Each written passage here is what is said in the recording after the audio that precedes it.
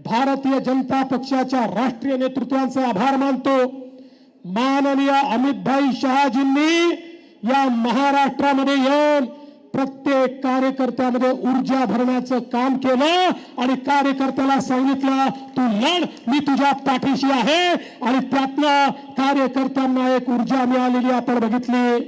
माननीय नड्डाजी असतील, माननीय राजनाथ सिंहजी असतील, माननीय गडकरी साहेब असतील, या सगळ्यांनी ज्या प्रकारे या महाराष्ट्रामध्ये आपल्याला एक प्रकारे आशीर्वाद दिला, मदत केली, आणि एवढंच नाही तर खऱ्या अर्थानं उत्तर प्रदेशचे मुख्यमंत्री माननीय योगीजी असतील, माननीय शिवराज सिंग चौहानजी असतील, आमचे वेगवेगळे मुख्यमंत्री असतील, किंवा अगदी आंध्र प्रदेशचे उपमुख्यमंत्री पवन कल्याणजी असतील, या सगळ्यांनी ज्या प्रकारची मदत आम्हाला केली, आमचे इथले प्रभारी भूपेंद्र यादवजी, अश्विनी वैष्णवजी, आमचे पियुष गोयलजी, विनोद तावडेजी, संपूर्ण केंद्रीय नेतृत्व हे ताकदीने आमच्या पाठीशी उभं होतं।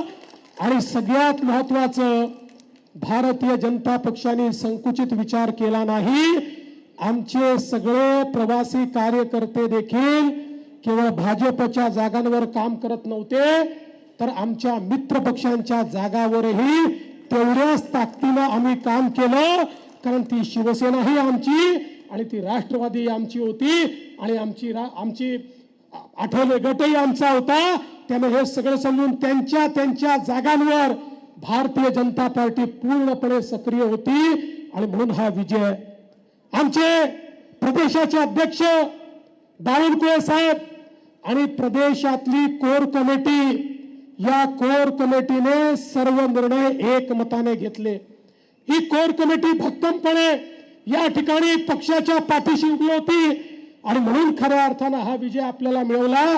हा विजय भारतीय जनता पक्षाच्या एकजुटीचा विजय आहे, हा आमच्या टीमचा विजय आहे, या टीमने केलेलं एक काम आहे, या टीमने मिळवलेला विजय आहे। आज आमचे अनेक जे साथी आहेत ते वेगवेगळ्या मतदारसंघामध्ये आहेत, पंकजाताई पोहोचल्या आहेत, पण बरेच लोक पोहोचू शकलेले नाहीत, त्यामुळे जे पोहोचले नाही आहेत त्यांच्याही सगळ्यांचे या ठिकाणी मी आभार मानतो।